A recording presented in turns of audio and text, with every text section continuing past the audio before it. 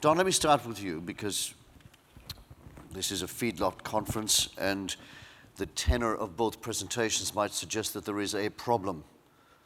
Not necessarily a problem, but can I start by asking you, what is the current situation in the feedlot industry vis-a-vis the use of antibiotics? Yeah, look, I think the easiest thing that I could do is sit here and say, you know, wow, we're doing it pretty well. That's a chook and pig problem. We can all go home. If we do that, then we've missed the point. I think, and I'd like to discuss ionophores, and I'm sure they'll come up separately, but our industry has a few things that are working for us, and some of those are legislative things where the products we use are, in fact, provided under prescription, under our QA system that's got to be administered by somebody who's trained. So there's a lot of things that are somewhat different to other parts of the world. So that's all the sort of nice stuff. On top of that, we are, as an industry, actively working towards the thing that we all want, is to use much less of these products, because if you take a purely commercial approach, this is an expensive business. So the best thing we can do is the things that we are doing now, which is backgrounding our cattle, reducing stress, low stress handling, acclimation. Dr. Tom Nofsinger is going to talk about that shortly. So they're the things that we're doing. I think the other thing that us as a body, as ALFA is doing, is we've actually developed a committee now which is doing two things. One is, I guess, assessing initially where we are. It'll sort of provide and we're going to do two things. One is monitor and understand the resistance and the usage within our industry, and the three key veterinary surgeons that are involved in our industry, Dr. Kev Sullivan, Dr. Matt George and Dr. Tony Batterham, are working collaboratively in doing that. And the last part, which was part of what you said, is the really key word, and that's the stewardship. So we're really actively now doing that, and it's now a full-blown committee of our organisation. Apart from the obvious question of expense, which is something that's uppermost in the minds of most operators, is there a general understanding of the way that antibiotics make their way through the food system into humans among the industry? Look, I'd like to say yes, but I think it's presentations like we've seen, I hope, brings it home absolutely to the people like us that are producing, you know, more than 1 million cattle every year that end up in the food chain. So there's the people in this room, I know we have the major supermarkets here as well today, so it's vital, in my opinion, that we not just think we know it, but have it reaffirmed, which I think was the main reason when we set up and invited the professor to come along, was to make sure that everybody understood that yes, we think we're doing it pretty well. We're not like the pigs and chooks, we're not like the US or India, but room for improvement. We have to be better every day. It's part of a QA culture. Peter, before I go to our first text question, Peter, can I ask you, Stephen talked about replacements, but is there a danger that those replacements can also find their way through to the human beings and become develop a resistance?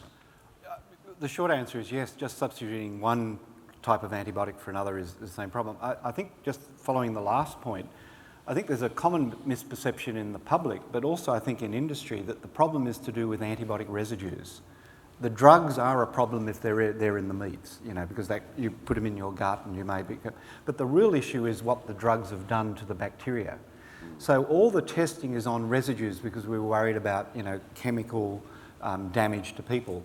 But from my perspective, the real issue is the antibiotic-resistant bacteria that are there. Now, if none of those bacteria ever got to people, it wouldn't matter. Wouldn't be a problem. But the reality is it does. I mean, we have probably 100,000 Campylobacter and Salmonella infections in Australia per year.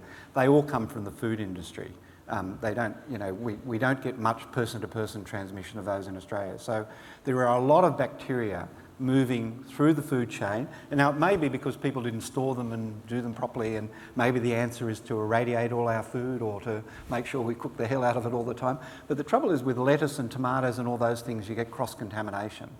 And that is the reality. So we need to actually get those numbers down, and places like Denmark, for instance, have ways of ensuring their poultry doesn't have Campylobacter or Salmonella by sophisticated testing. There's a lot of expense to that, but then they use it as a marketing exercise. But we do need to, I think, have better awareness, which is growing, and I think we need to protect ourselves from what's coming and imported in this country, and I think really restrict fresh meat imports into this country.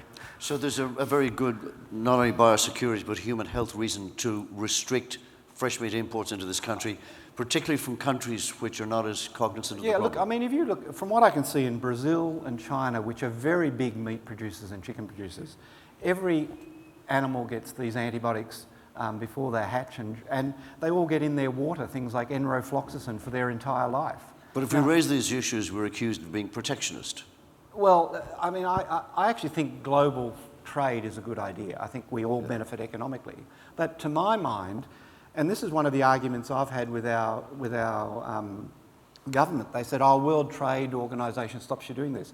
Providing you keep the same rules for your producers as what's imported, it's not a problem. That's right. So but it's not a level playing field. We field. can have a public health rule that we do not want fluoroquinolone-resistant E. coli in our foods or third-generation Cephalosporins. Now, providing we test our own food as well as the imports, that is not a problem. Enough. And the poultry industry, of all people, came to me a few years ago because there was a serious move to import fresh chicken meat from the US. And what they don't take into account at all is the human health risk. Biosecurity Australia, the reason it's canned, so to speak, literally, is because they worried about animal viruses. And I say, thank God for those animal viruses, because it's kept the human pathogens out, because they don't pay enough attention to the human health issue. All right, let's if you've got a question, by the way, put your hand up, we'll get a microphone to you. But we'll take a text question. Here we go. How does society resolve the nexus between feeding the world into the future and the increasing pressure to curtail the use of products such as antibiotics? This is a chicken and egg situation, gents. Steve? Okay. So I think... Use your... It's on. It's on. Okay, there you go. I mean, I think... I don't know that there's actually a significant issue about the use of antibiotics being required to produce enough feed or food to...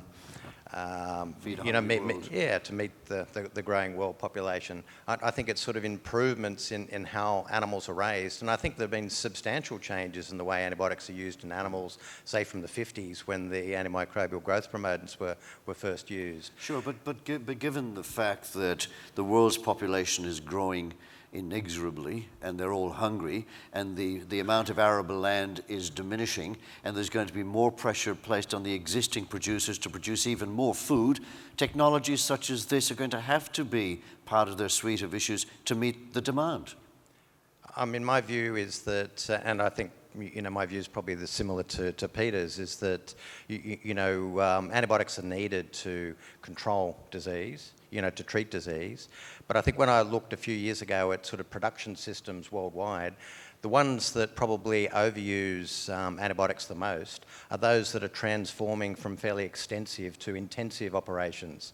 So in fact, it's as you're improving your quality standards, etc., that you have the greatest issue. So if you can get straight to sort of high quality production, even if the animals are raised intensively, it's quite possible to do that without a lot of antibiotic use. Right. I think you will continue to need antibiotics, but I think it can be done very effectively. Right. Much as the poultry industry in Australia, and probably also to a large extent the feedlot industry. Don, can you feed the world without the use of antibiotics? Oh, look, I think there's no doubt. The one thing that, and I'll go back, I'll start by saying BRD. If BRD, for example, which is the most critical of all the issues we have, if it could be solved in some way, if there was a good reason for research to find a better method of dealing with it, then antibiotic use in our industry would drop through the floor. Right. So what we are doing, and I think the real important message here is that prevention is substantially better than cure, and we need to continue to work on all the things prior to the animal arriving, so that in fact we never have to use an antibiotic. So, look, I'm of the view that our industry will be under pressure to do a lot of things. It'll be under pressure to provide food, but it will be under more pressure from the community to do it in a way that will keep us healthy. Yeah. And so it's a no-brainer. You just got to do it. I just think we've got to figure it out. Look, I actually think there's a fallacy in that comment about we need antibiotics to feed the world. The biggest problem for the world is not malnutrition, it's obesity. Okay?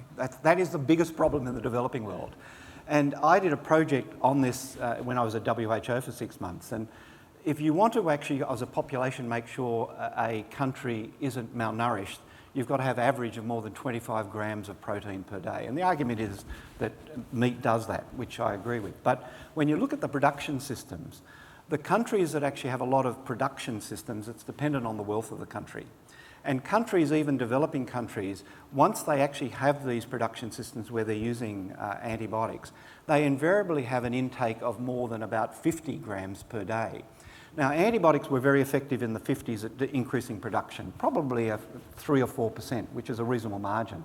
Now, if you actually have animals raised in good production facilities, there is probably not much benefit from the antibiotics. The one only benefit I think you get from routine antibiotics is your feed conversion efficacy is better. So you save about 1% in feed, at least in poultry, by using antibiotics. So that's what the antibiotics do by probably changing the flora of the gut. But they don't actually decrease mortality in big production systems, nor do they make them grow faster compared to genetics. It's the feed that you have some saving in. All right, question, did you, Sylvia, go?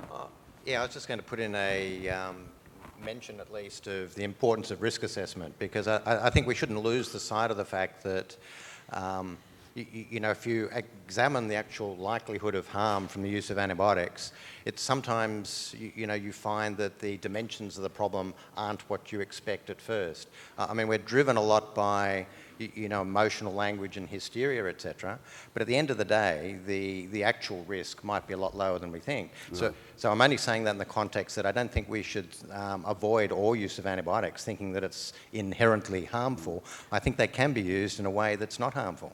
Right, but I'd like to agree. I do not believe we should ban all antibiotics in food animals. Right. I think there's some we should reserve for people. But for instance, this risk assessment, macrolides, the erythromycin type group, tylosin group, I actually think they are probably they're an advantage in cattle, but I don't think they should be used in poultry, because the major bug we're worried about is Campylobacter jejuni that you get from poultry. You don't get really from cows. So, you know, the risk assessment has to take into account the particular animal and how likely that animal is to give people disease. All right, Peter and Stephen in violent agreement on that one. Now, we've got a text from Tony Bannerham on the Denmark ban. Peter, given the compulsory ban of antibiotic usage for growth promotion purposes in Denmark since 2000, and the dynamism of the results of your travel study and the French researcher with the sterile food, can you comment on the current situation in Denmark with respect to resistance patterns in that country? And are you aware of any recent reports that are negative as to the effect of this ban? That sounds like a question from the opposition, actually. Well, a bit of a Dorothy Dixer, though. I think it comes from the government side. Peter? Feedlot vet. Oh, yeah, I think a feedlot vet. The impression I get, he thinks the Danish ban did harm. Is that the context? Put it back up there again. Tony there. Okay. Okay. Well, yeah, look. Could everybody hear that? Yeah, look, one of the comments is that in the late 90s, Denmark was the first European country to ban all antibiotics as growth promoters. And the argument is, yes, they did that, but their other antibiotics went significantly higher, so they're using worse antibiotics. Right.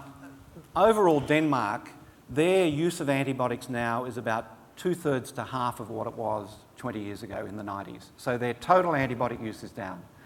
Some of the antibiotics like tetracyclines have gone up, particularly in pigs. But when you look at the overall resistance patterns in their animals, they're lower than they were before. And their production system is, Denmark, I think, still is the biggest pork exporter in the world. Their poultry industry, it made no difference.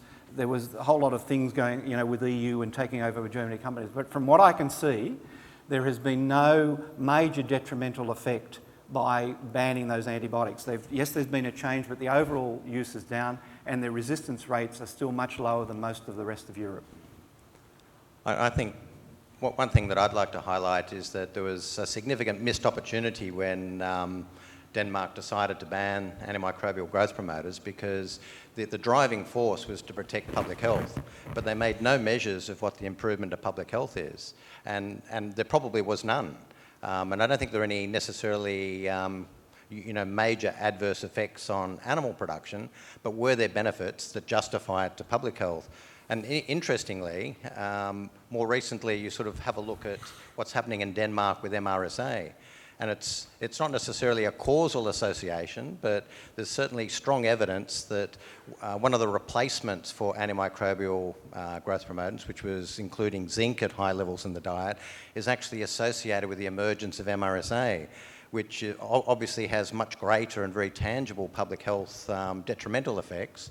So it's almost like they, in an effort to try and solve one problem, they've actually created one that's much worse. Yeah. Well, I think that is one of the issues when you do so. However, just on that point, in Europe in general, avaparcin, which is a vancomycin-like drug, there was quite good studies to show that if you gave them antibiotics in Belgium, that 50% of the population had this VRE bug in their bowel.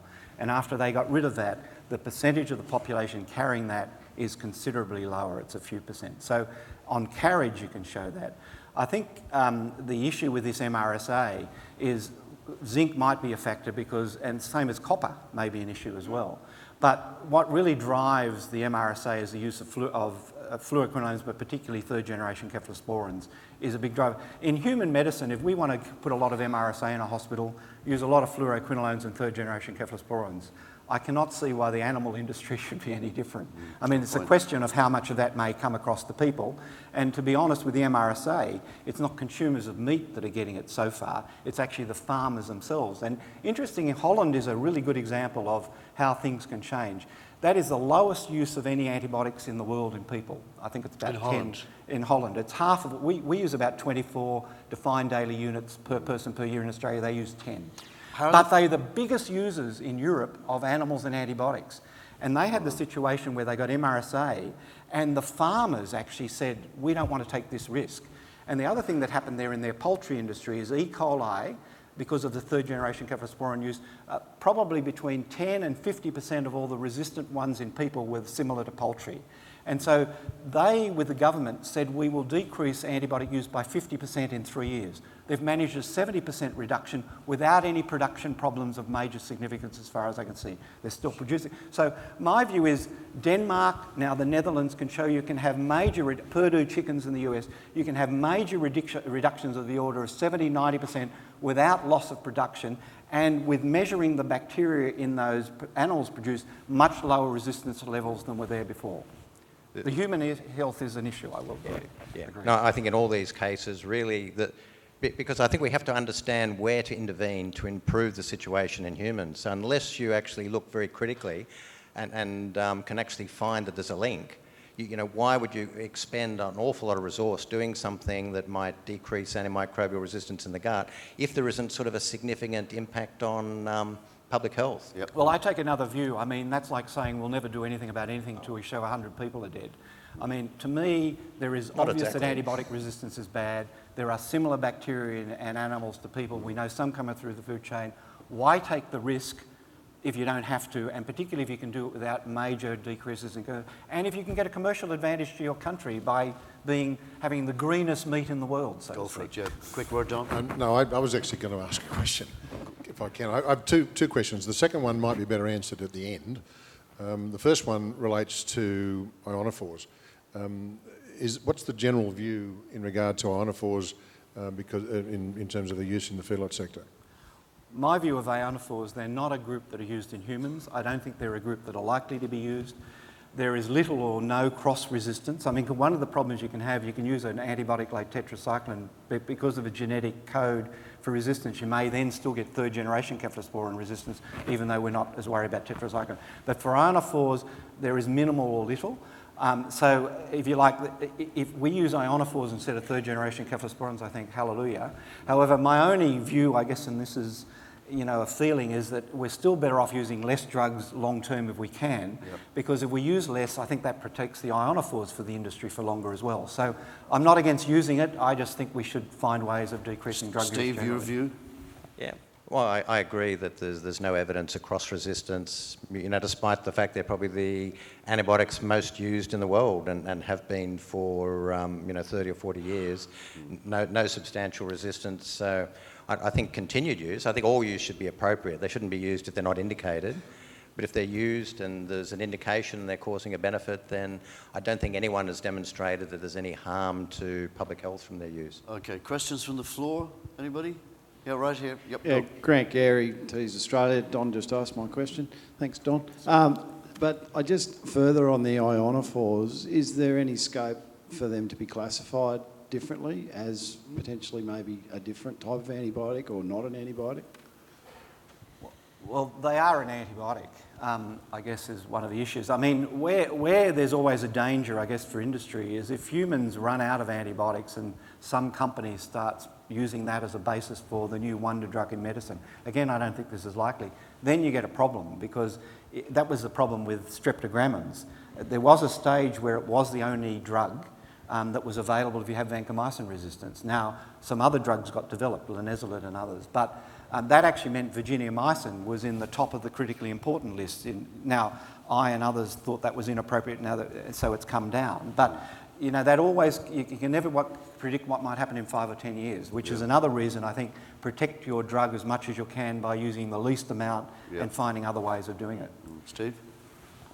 I suppose the ionophores are sort of unique in a way, in that despite the fact that they've been heavily used in poultry and cattle and to a lesser extent in pigs for so many years, sort of transmissible resistance never, and people have looked pretty closely, transmissible resistance or sustained resistance never been described. So I think the likely, even if they were used in humans, that there's no evidence that there's any resistant bug in animals that's actually present that could transfer and compromise that use in humans. All right, another text question. It is arguable that there is increasing focus on reducing antibiotic use in livestock agriculture because it's easier than controlling antibiotic use in human medicine, given the emotive issues involved between doctors and patients. Discuss. Well, I agree. If all our focus is on agriculture and not on hand washing for doctors and nurses and infection control, we've missed the boat. My view is we have to do all of it. That's this One Health issue. Yeah. Everything contributes, and doctors need to improve their game. We need to halve the antibiotic usage in people in this country, in my view, because you know, a lot of European countries. It's just too easy, isn't it? It's just too easy, and maybe fee for service. It's easier to get a person out of your surgery by giving them a script than talking to them for 5 or 10 more minutes. But doctors and there's another, there's actually a GP conference on in Brisbane today. I'm sure they're talking about this very thing as we speak. Stephen, do you have a view on this? Yeah, no, much, you know, I have the same view. I think the resource that's available to control this issue is finite and it's limited. So my view is that you really need to look where you're going to get the greatest return in public health for your investment and focus most of your attention there. Yeah. So if there's, you know, disproportionate use, you know, in response to hysteria and sort of not evidence-based approaches, then I think that ultimately is detrimental. Just as an example, I mean, in human medicine, we've had a focus on trying to decrease golden staph infections from healthcare over the last 10 years. We've halved the rates in people in hospitals over 10 years by a whole lot of different infection control things. So you can achieve things if you put resources and get people on side. And that's different to many other countries in the world. Yeah.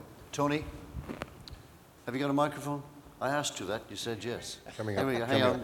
Barb is here. The ever-reliable Barb is here. Tony, how are stage animal products to Stephen and to Peter. Both in human health and animal health, we've seen increased use or increased interest in the nutraceuticals, and in particular probiotics. You know, while not in the same context as antimicrobials, we are seeing issues of gut health. We're seeing issues of performance in livestock for the use of probiotics, and an increased interest in this field. Now, would either of you care to comment on the use of probiotics and where they may fit?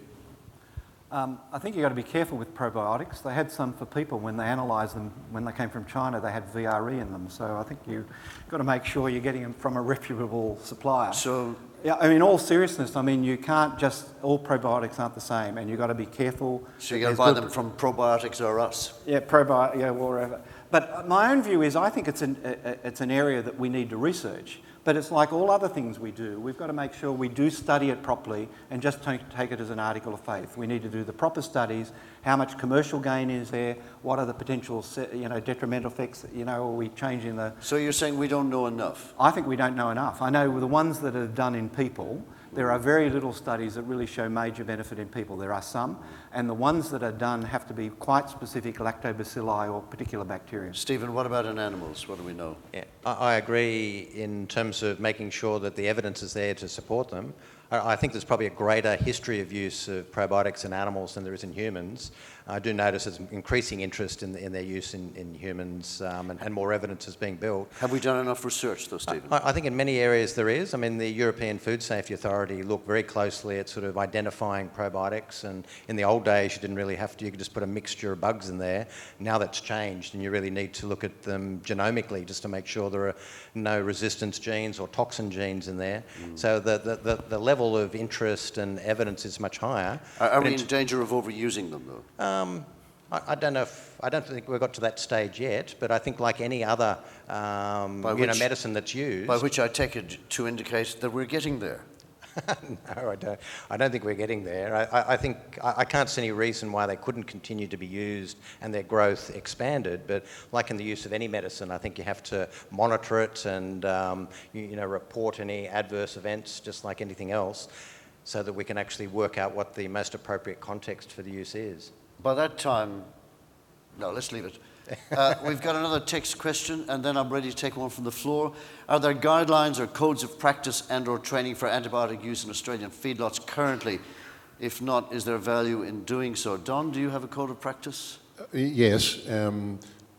For example, you clearly have to get a prescription for the use of antibiotics in a feedlot. Under NFAS, you have to be trained in the use of those antibiotics if you're going to administer them.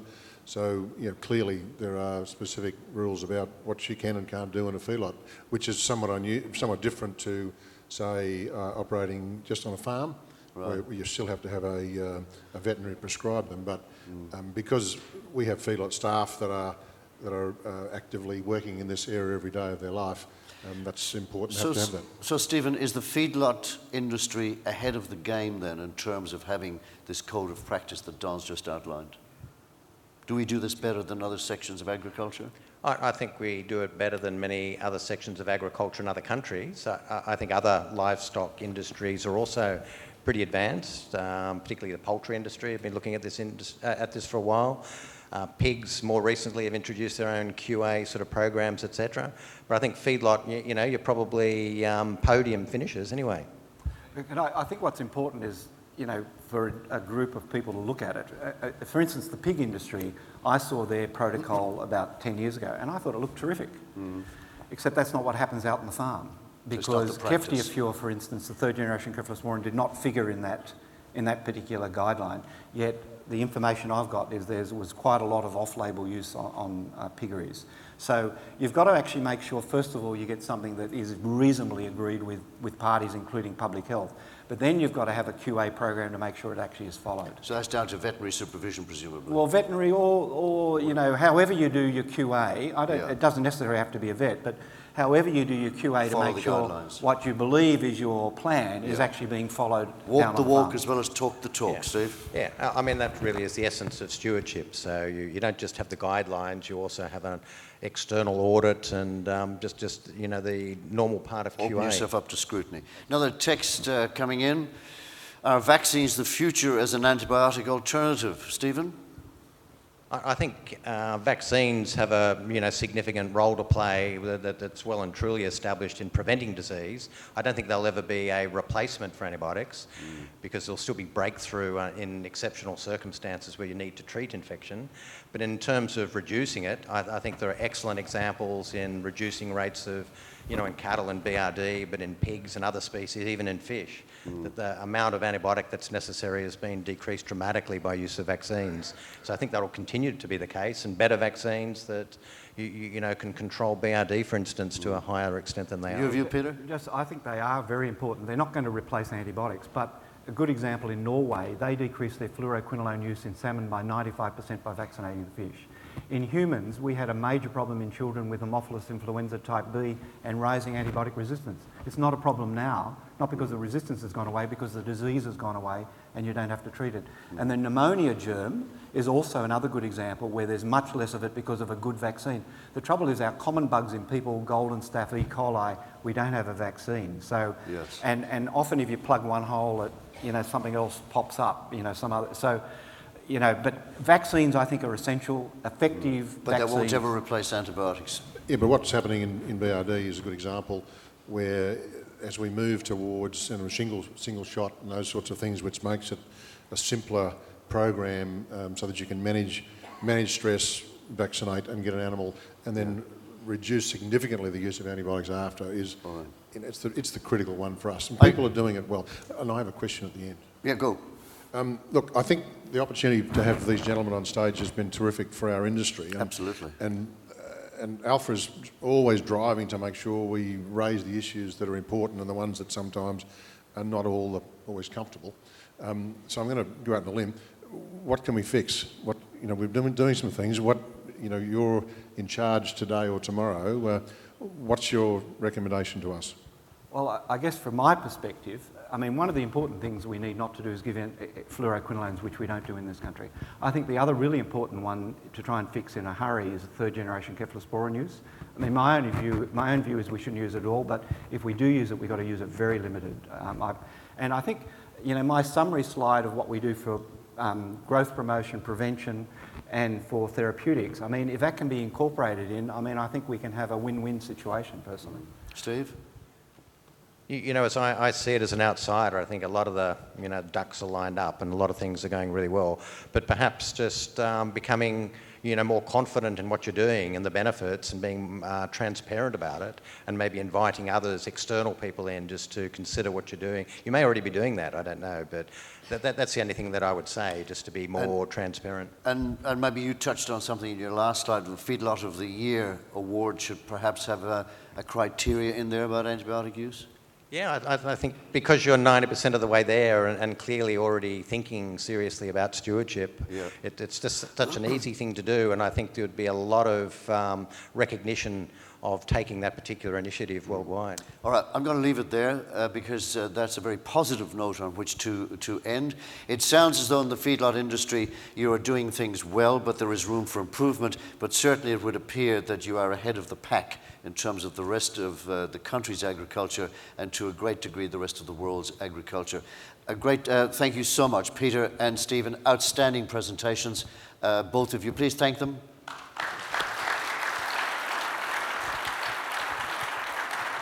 And also thanks to Don Mackay, the voice of the industry in that particular discussion. Thank you, Don.